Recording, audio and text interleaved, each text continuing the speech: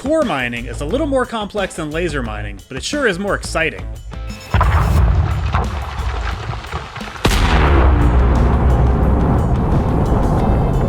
So strap on your seismic launchers, because here's everything you need to know to go crack your first cores. So, let's take a look at the equipment needed to outfit your ship for core mining. A pulse wave analyzer emits a pulse that will highlight asteroids that have subsurface mineral deposits.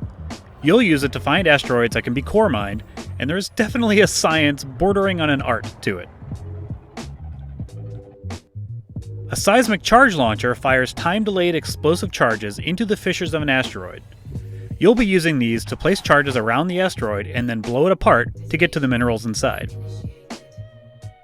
An abrasion blaster is used to blast surface deposits off of asteroids. In core mining, once you blow the asteroid open, you'll use it to blast the exposed minerals off the surfaces of the blown apart chunks. A subsurface displacement missile will drill down into an asteroid and blast out subsurface deposits that can then be scooped up and refined. Now, for this video, I'm not going to go into using subsurface missiles because the general consensus is that the payoff you get for these things just isn't really worth it. But if you feel like exploring their use, there are other guides out there. And just like laser mining, you'll need a prospector limpet controller to analyze the contents of an asteroid,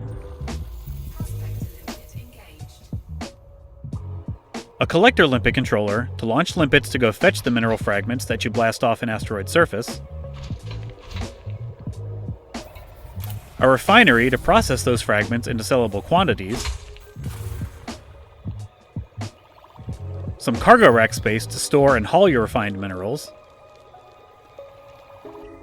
and a detailed surface scanner to find the hotspots in the planetary rings for the minerals you're looking for.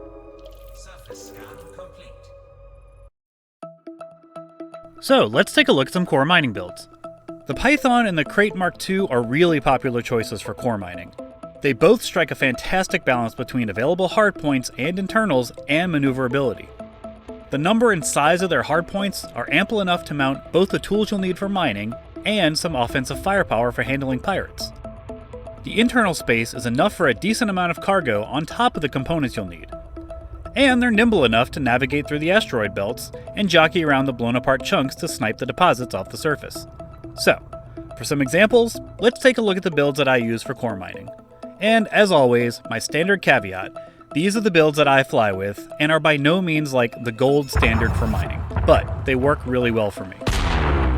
So let's start with the Python build. In the hardpoints, I use the two medium slots for the seismic charge launcher and the abrasion blaster. Now, you can actually equip two seismic charge launchers if you plan on going on an extended mining trip. Not to use at the same time, but rather to have a spare on hand for when the first one runs out of ammo. Not doing that here, but worth mentioning. In the large hardpoints, I mounted a beam laser and a couple of multi-cannons for dealing with pirates. With a little overcharged engineering, that's enough to deal with the type of pirates that we'll see most of the time. And speaking of engineering, yes, I have my ships engineered a bit, but it's by no means necessary for core mining. So don't feel like you need to match what's here to get started. As for the core internals, the upgrades here aren't specifically necessary for core mining. The power distributor isn't as vital here as it is with laser mining because we won't need a sustained power draw like we do to support mining lasers. I have mine upgraded and engineered mainly to support the weapons. Now, the thrusters upgrade is nice just for maneuvering around in the asteroid belt. For the utility mounts, make sure you have a pulse wave scanner so that you can identify which asteroids have mineral cores. Other than that, up to you. I threw a few shield boosters and a chaff launcher for pirates, though I rarely need to use them. For the optional internals, I have 192 tons of cargo rack space, plus the standard mining equipment, collector and prospector limpet controllers, the refinery, and the detailed surface scanner. So, that's the Python. The Crate Mark II build is remarkably similar. The hardpoints, in fact, are exactly the same. A seismic charge launcher and an abrasion blaster, plus weapons for pirates. Everything else about the build is roughly the same as the Python. The only notable difference is that the Crate has one less internal compartment than the Python, so I gave up the luxury of the docking computer. Even so, as much as I love the Python, I really prefer flying the Crate for two reasons. One, because it does handle better. And two, the cockpit design is much more open, so you get a wider field of view to be able to look around for your next target asteroid. Now, if you want to go bigger, say with an Anaconda or a Cutter, then you would have enough space to add some mining lasers in there too. And then you'd have a one-ship-fits-all solution for every type of mining you could ever want, plus gobs of cargo space. Personally, I don't mind the Conda or the Cutter at all for laser mining. In fact, I really like them. But for core mining, I prefer something more nimble because it feels more efficient, but that's totally up to you. There's a lot of equipment to use for core mining, so let's get our fire group set up. We'll set them up to accommodate the flow of core mining, so let's go through that real quick. First, we'll scan for core asteroids using the pulse wave analyzer, and then we'll use a prospector limpet to confirm whether a core is present. So, in the first fire group, put your pulse wave analyzer and your prospector controller.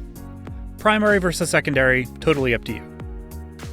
Secondly, once we confirm a core is present, we'll fire seismic charges to blow apart the asteroid. So, set the seismic charge launcher in the next fire group. Third, once we've detonated the asteroid, we'll use the abrasion blaster to blast off the mineral deposits, and then collect them with the collector limpets. So, in your third fire group, set the abrasion blaster and the collector limpet controller. In your remaining fire groups, put whatever weapon configuration you prefer, and then put your discovery scanner and detailed surface scanner for the first time you visit the system. You can later delete that fire group if you want, so that you don't have to cycle through it while you're mining. So to sum up, here are the fire groups I recommend. Okay, now that we got the fire groups spelled out, let's go over how to find asteroids that have mineral cores in them. This is the crux of core mining. Now, if you're used to laser mining, this process will be quite a bit different. In core mining, the asteroid's shape is the most important indicator. Only a few specific shapes of asteroids will contain cores. Now, not every asteroid of that shape will contain a core, but the ones that do will always be that shape. In other words, when you're core mining, every asteroid you find that has a core in it will look exactly the same, and that shape will depend on the type of ring you're in, icy, rocky, or metallic. Icy core asteroids look like this. They're medium-sized and kind of look like pieces of popcorn. You'll see some deep ridges running through and kind of a band through the middle. And from the other side, it kind of looks like a fist. Rocky core asteroids look like this, kind of teardrop shaped from the side and covered in craters. And they even have what looks like a face at the wider end, which is what I usually look for. Metallic core asteroids are also somewhat teardrop shaped, with big, faceted, metal-looking protrusions on one side. In any case, the more experience you get with doing this, the better you'll get at identifying the right asteroids to hit. The good news is that the pulse wave analyzer will greatly help narrowing down your search. So let's do it. So unlike laser mining for, say, platinum or osmium, the materials you get from core mining tend to fluctuate in price a lot more. So if you don't have a particular mineral you're after, then it might be a good idea to look for what's fetching a good price in your area at the time, and then go look for hotspots for that mineral. So let's do that. So, go ahead and bring up the Commodities tab on Inara, and then check the market prices for the most commonly core mined minerals, which are these. I'm not going to attempt to pronounce all the names of them, but here they are. So, plug in your starting system that you want to sell, and the mineral type, and then sort for the best price.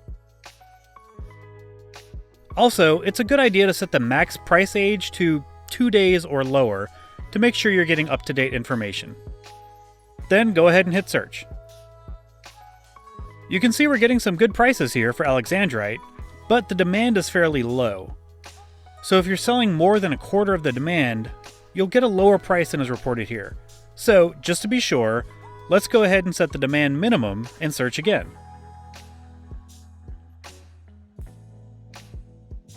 Okay, looks like there's still some decent demand around here, so let's go with alexandrite. Now let's find out where to mine it. Head on over to Old Reliable ED Tools, and let's find the closest hotspot. As always, put in your current system, select the mineral you're looking for, in this case alexandrite, and hit search to see what's out there. Okay, let's take a look at the results for a second. First thing to note is how far away the planet is from the central star. So, the 59 Eridani system has 4 different Alexandrite hotspots. But, do you really want to cruise for 180,000 light seconds just to get to the ring? I mean, you do you, but I'd rather spend my time blowing up rocks. On the other hand, the Ebor system has 2 hotspots that are less than 1,300 light seconds from the star. That sounds much better. Next up, take note of the type of ring that's indicated. Now this is something we didn't really need to care about when laser mining, but this will be critical info for core mining. In this case, if we're going to the Ebor system, we're going into icy rings. As for the ring column, let's do a quick refresher on how to read the ring designation. If it starts with a letter, that means it's a multi-star system, and the letter indicates which star the planet is orbiting. So in this case, we're going off the A star. The next number indicates the planet, so we're looking for planet 4 off the A star. And lastly, the letter immediately before ring indicates which ring the hotspot is in. The rings are named alphabetically, starting with the one closest to the planet. So the A ring will be the first ring from the planet, the B ring will be the next furthest, and so on. Now one final note on the density. Straight from the tool's author himself, there was a theory that in rings with higher density, the rocks will be closer to each other, thus reducing the need for movement. It didn't quite pan out. The column is left as a legacy. So in other words, the density is not really an indicant of how many cores we'll get in the ring. So apparently it shouldn't really affect our decision-making process here, but good to know. So, everything checks out for the Ebor system, so let's do this. Alright, let's get set up for our mining run. First, as with any type of mining, let's review the cardinal rule of mining. Don't forget your limpets. Alright, we're all set. So jump on over to your target system. When you arrive, plot a course to the planet with the ring including the hotspot you're targeting. In this case, we're heading to planet 4, so we'll target the planet and head on over. When you arrive, slow down, activate your detailed surface scanner, and fire a probe into the ring with the hotspot. The hotspots will glow yellow, and you'll now be able to target them and fly down into the planetary ring. In our case, we're looking for the Alexandrite hotspots in the B ring. Alright, there it is. Let's head on in. Now, as always, pirates will spawn up to a few minutes after you drop from Super Cruise. So before you have anything valuable in your cargo hold, wait for them to come and go. Scan detected.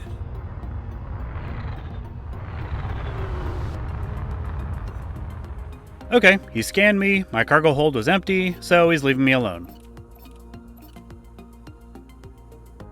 Actually, hold on. An eagle? Really? Okay, this should take like 2 seconds.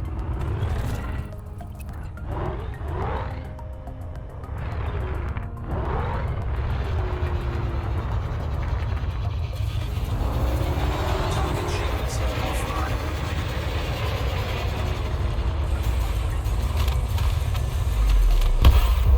Target destroyed. Okay, anyway, now that we swatted that fly, let's drop back down into the ring and start looking for rocks. So, switch to the pulse wave fire group and start banging away at it. What you'll start to see is certain rocks highlighting in red, orange, or yellow, which indicates there's some sort of subsurface deposit in them. Now what we're looking for is a bright yellow glow, which indicates the high probability of a core. So right here is a nice bright yellow, but it's not the right shape for an icy ring core asteroid. Remember, all icy ring asteroids that contain a core will have this shape. So, we'll let that one go by. So just keep scanning and looking around. Keep your eyes peeled for a bright yellow glow that's the right shape. So again, bright yellow here, but not the right shape. Moving on.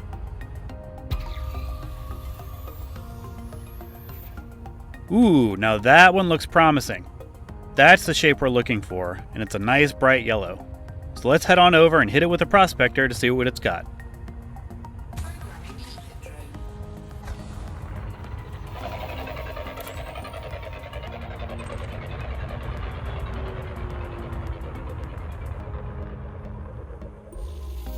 Bingo! You'll see this message when the prospector detects a core. Nice job. This is where the fun begins. So, what we're going to be doing here is firing seismic charges into the asteroid's fissures.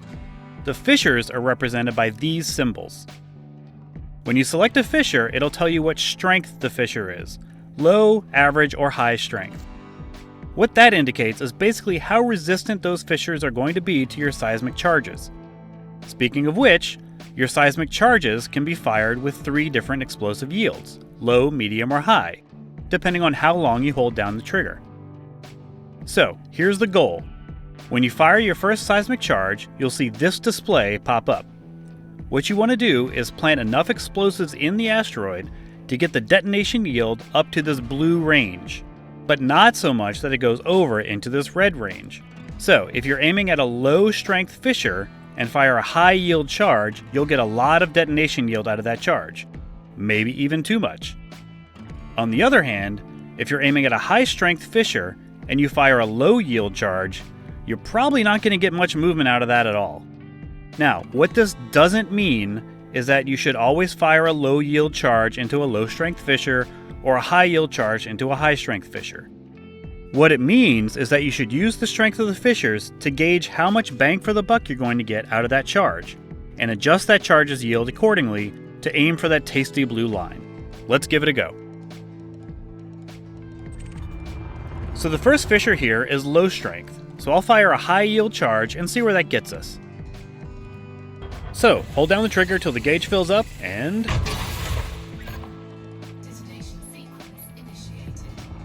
let's take a look at what happened. First, now that our first charge is planted, the detonation yield meter is now active. You'll see the countdown has now started until the charge detonates, so that's how long we have to set the rest of the charges. As for the charge we just set, the high yield charge and a low strength fissure got our yield up to about 3 solid lines in the detonation yield meter. So, let's target another fissure.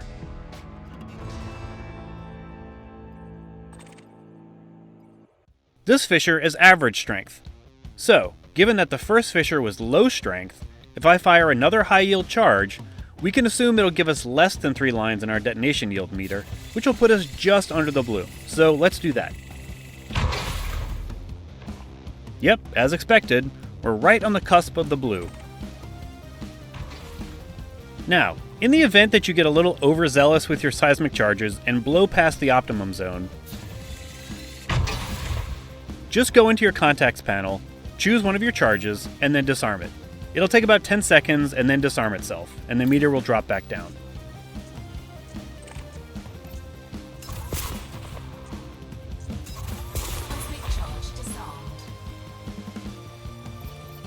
So let's find the next fissure. Okay, this one's a high strength, so even though we just need one more solid line for our yield meter, the strength of the fissure is going to provide a good bit of resistance. So we'll probably need more than a low yield charge, but high yield still might be too much. So we'll try a medium yield charge here. Bingo! We're in the blue. Now you'll see the check mark light up here and the message optimum yield range display. At this point, you can sit back and wait for the boom, or you can manually detonate your charges from the contacts panel. In any case, you do want to back up a little bit, because the blast is pretty powerful and can actually do some damage if you don't have a good shield. Me, I like to switch to the external camera, sit back and enjoy the show, because this is seriously one of the coolest sights and sounds in Elite.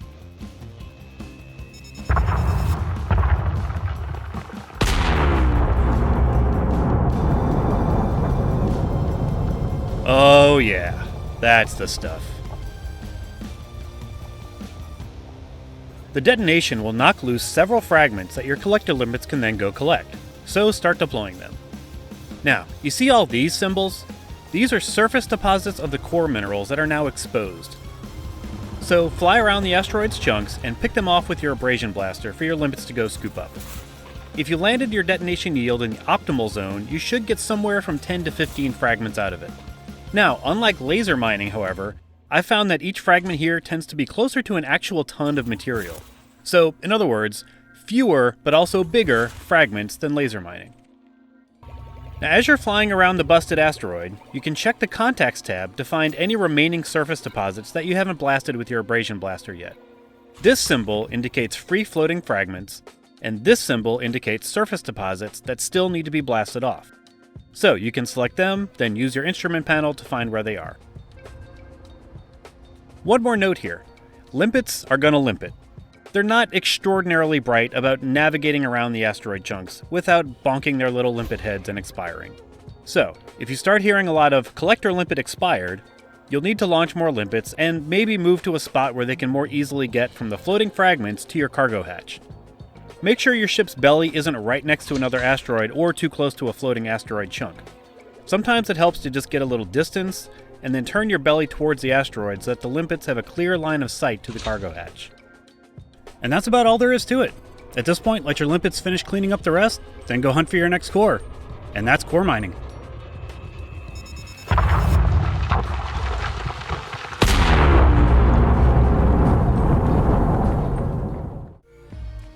So, truth be told, I haven't been core mining for very long. In fact, I got the idea for this video from this comment. And I'm glad I did. Turns out, it's a lot of fun, and it's still pretty lucrative. So let me know down in the comments your builds, any tips you have, and anything you'd like me to do a follow-on video for. Other than that, thanks for watching, fly dangerously, and I'll see you next time.